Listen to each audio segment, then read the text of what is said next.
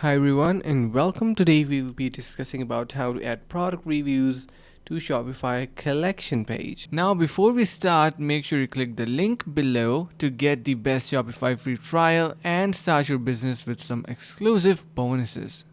Alright, so whatsoever page you are editing and you want to add reviews, you are going to need an integration to import reviews, because without that it is not going to work. So what you need to do is simply head over to your online store, and you can see if I head over to my apps section, we have this Ease Amazon Reviews Importer, and I have already added some reviews. Let me show you how it is going to look once you import them from various sites. So you can see we have this product, and if I scroll a little bit down, you can see we have all these reviews. So that's how easily you can add product reviews on whatever page you would like. And hope this video was helpful. Finally, make sure to click the link in the description below to take advantage of our exclusive Shopify free trial to start your business right away.